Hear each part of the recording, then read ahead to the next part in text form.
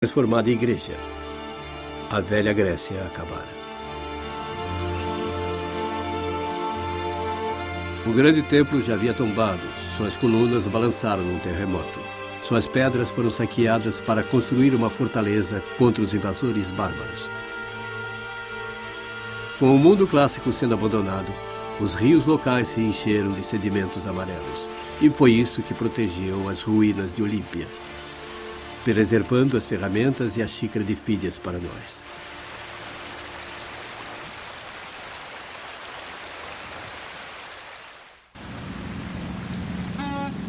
A grande estátua de Zeus tinha sido carregada, levada para Istambul, ou Constantinopla, como era chamada. No tempo dos primeiros imperadores católicos, a cidade do Golden Horn tinha uma das coleções de arte mais extraordinárias que o mundo já tinha visto.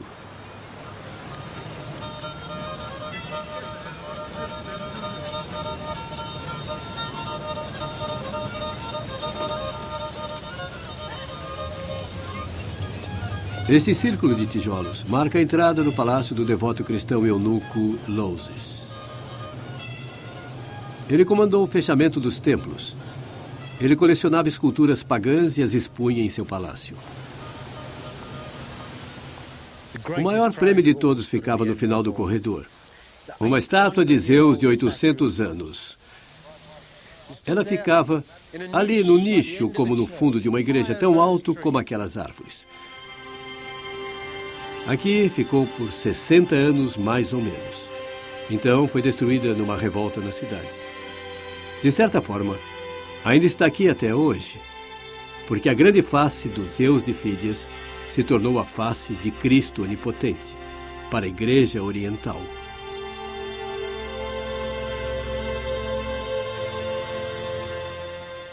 Esta é a pequena igreja de São Xavier em Cora, Istambul, um dos mais belos monumentos bizantinos que sobreviveu. Uma caixa de joias teológica. E aqui está o grande Zeus em suas paredes. Zeus é Cristo, 1000 anos depois que o marfim original virou cinzas no palácio de Louses.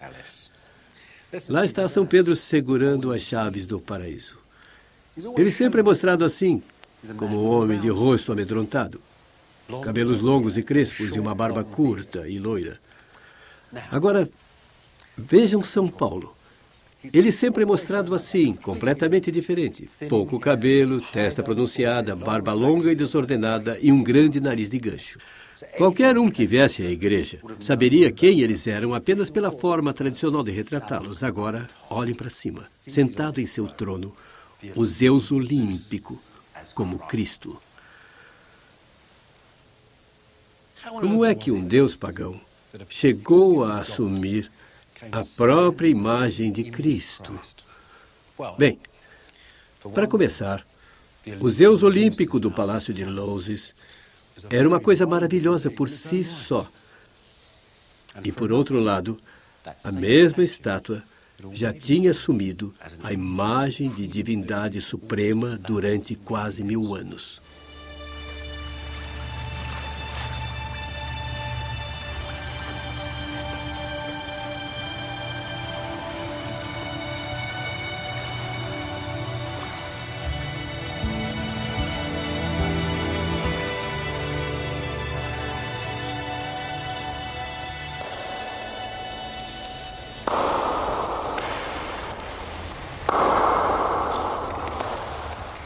Baco, deus do vinho, e Afrodite, a deusa do amor, vão dissolver os seus membros, diz o antigo poeta. Assim como sua única filha, a Gota. Sabe, deitado aqui nesse lindo banho turco, que é um descendente direto das saunas gregas e romanas, não posso deixar de pensar como as pessoas não se parecem nada com as esculturas gregas. Mesmo assim, aquela ideia das esculturas gregas e romanas, representando de alguma forma o ideal de beleza física, ainda está em nós hoje. Está muito longe da verdade. Há pouco tempo houve um projeto de pesquisa que comparou as medidas de milhares de soldados italianos e gregos. E eles foram comparados às estátuas clássicas. E adivinha só, eles não tinham nada a ver. Então, se você está nas terras mediterrâneas e vê mulheres que trabalharam na lavoura a vida toda, elas se parecem mais com Rosanna do que com Madonna.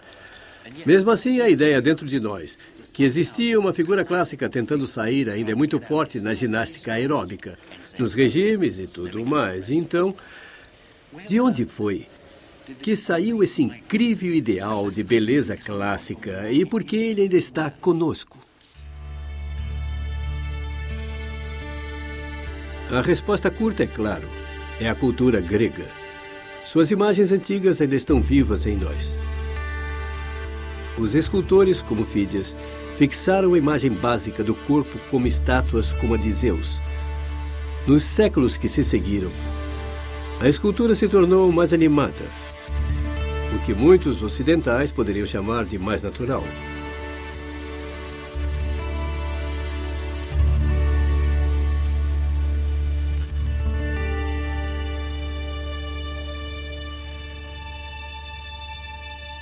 As esculturas de mulheres assumiam olhares e poses que até hoje em dia são chamados de sexy.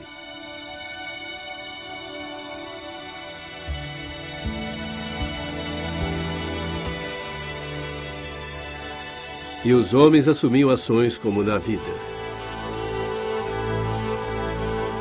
Colocado na entrada do porto, o lendário Colosso, a outra estátua das 7 maravilhas, se tornou uma imagem famosa devido ao seu novo tipo móvel de escultura.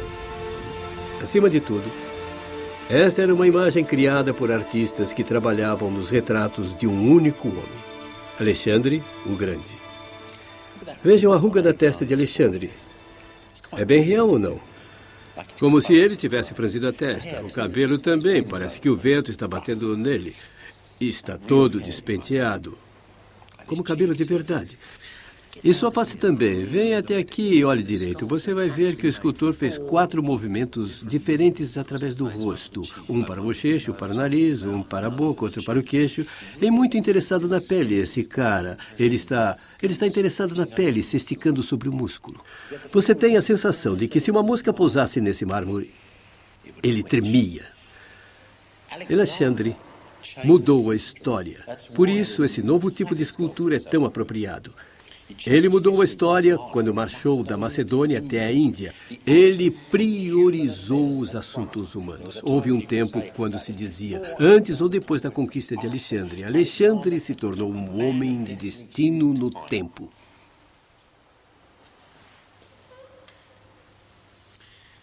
Um homem de destino, é claro, como uma imagem. Não é uma cópia de carne e osso. Como Hitler tinha Leni Riefenstahl, como Garbo tinha Hollywood, então Alexandre tinha seu fazedor de imagem. Ele tinha um escultor de corte chamado Lisippus, e ele inventou a primeira imagem do homem como herói. Fez muito por Alexandre.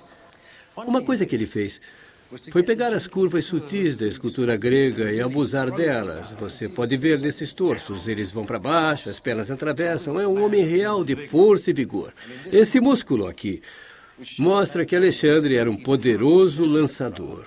Foi acentuado para grudar na coxa, mas a maior coisa que ele fez foi diminuir o tamanho tradicional da cabeça grega, que era normalmente proporcional ao corpo, numa razão de 7 ou 8 para 1. Lisippus fazia 10 para 1. A cabeça de Alexandre ficou menor. Ele acabou parecendo mais um jogador de futebol americano ou um Schwarzenegger. Lisippus caprichou mesmo foi no rosto. E ele criou um herói moderno. Esse cara podia ir direto para os filmes ou não? É uma história muito estranha como esse visual em particular apareceu. Por quê? Porque o verdadeiro Alexandre tinha cabelo comprido mesmo, mas era baixo e meio surdo. Como estava cercado por seus cortesãos, sua pose típica era de se esforçar para ouvir o que estavam falando dele.